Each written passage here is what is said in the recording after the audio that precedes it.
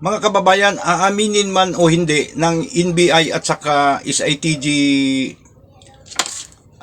Bukol na nakatuon ang atensyon nila ngayon sa tatlong personalidad na maituring na person of interest. Itong tatlo mga kababayan, itong si Mayor Tata Sala, yung dating hippie ng Digos Police Station, Police Lieutenant Colonel Glenn Ipong, at saka itong mayor sa Digos City mga kababayan na si Joseph Cagas. Isa-isahin natin ang punot dulo ng samaan ng loob. Una, itong si Mayor Joseph mga kababayan, yung mayor ng Digos, nag-ugat itong lahat, itong mga samaan ng loob nila noong inumpisahang kalkalin, halongkatin nitong ni Kapitan Bukol ang mga budget or pundo ng Digos mga kababayan, kung saan nilalive niya sa kanyang Facebook Live ang mga umano'y anomalyang nangyari sa pundo ng Digos. Sa regular program ni Kapitan Bukol, talagang tahasan niyang sinasalungat, isinisiwalat yung mga anyay hindi magandang pamumuno sa kanilang bayan mga kababayan.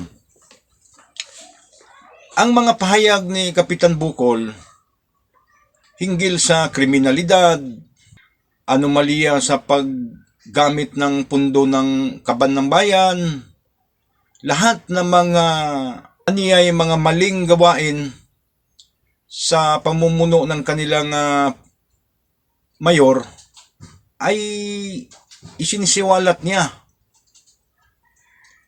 Umabot pa sa punto na mga banat ni Kapitan Bukol, napasama na doon yung karangyaan ni mayor na umano'y nagkasimula daw nung nagiging mayor yung si Joseph Cagas, nagkakaroon na ng mga mamahaling sasakyan, nakabili na ng mga malawakang lupain, mayroon na siyang resort, mayroon ng farm, at may mga magagandang bahay na mga kababayan. Ang mga pukol ni Kapitan Bukol ay umabot talaga, kumalat talaga sa buong Davao del Sur mga kababayan, at wala kang maririnig nitong Mayor Joseph Cagas mga kababayan ni hindi man lang siya nag-reiterate ng masamang mga ganti na mga salita kay Kapitan Bukol mga kababayan. Very professional itong mayor ng Digos mga kababayan, itong si Joseph Cagas. Ito namang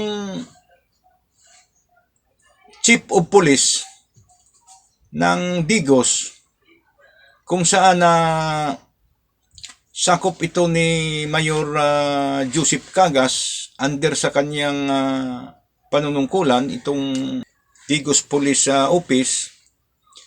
Nagkakaroon sila nito ng hindi magandang pagkauunawaan dahil doon sa nireklamo nitong Kapitan Bukol na mayroong dalawang insidente na umano'y hindi kaagad na nirespondihan o hindi agad inaksyonan itong Digos Police Station sa liderato nito ni Colonel Glenn Ipong mga kababayan. Yung unang nireklamo niya, yung constituent niya na lesbian mga kababayan, nagkakaroon ng road rage na nauwi sa sinabi ng mayor, ransom. Ang sabi din ni Kapitan Bukol, pagnanakaw. Kasi noong nagkaroon sila ng yung road rage, itong lesbian nagmumotor at saka nagkaroon siya ng pagtatalo doon sa may tatlong kalalakihang nag-angkas ng motor na umano'y nagkagitgitan at nauwi sa palitan ng hindi magandang salita. Ngayon, noong hinarang daw yung pagdating doon sa kabilang barangay, hinarang yung lesbian, mga kababayan. Binablindfold daw yung lesbian, tapos dinala doon sa kung saan nila dalhin doon sa nung tatlo kalalakihan. Ngayon, nung nadiskubre ng mga kababayan na may laman palang pera yung backpack ng lesbian, umano'y 230,000, mga kababayan.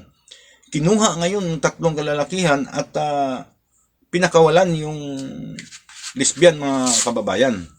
So, parang ransom nga yung paliwanag ni Mayor. Ang kay Kapitan Bukol naman, iba naman yung version niya, parang robbery or hold up, ganon ang version ni Kapitan. Anyway, ngayon, pumunta yung Kapitan sa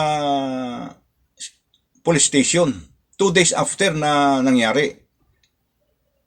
Hindi umano inaaksyonan, wala umanong action taken ang kapulisan doon sa biktima kasi na-confine yung biktima at wala man lang pumunta doon mga investigador na nagtanong-tanong sa kaso.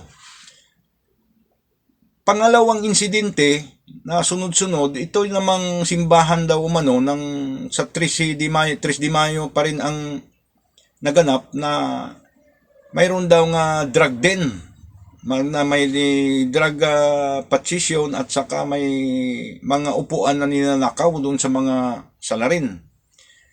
Ito nag-alburoto si Kapitan Bukol gawa ng wala nga daw aksyon ang kapulisan.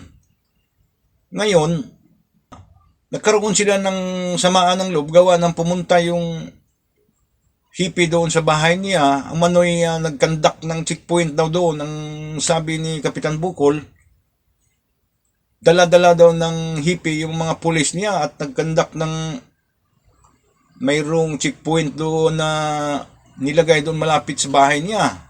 So galit na galit si Kapitan Bukol, mga kababayan, kaya binanatan niya ito sa Facebook Live niya na marami siyang mga sinasabi laban dito sa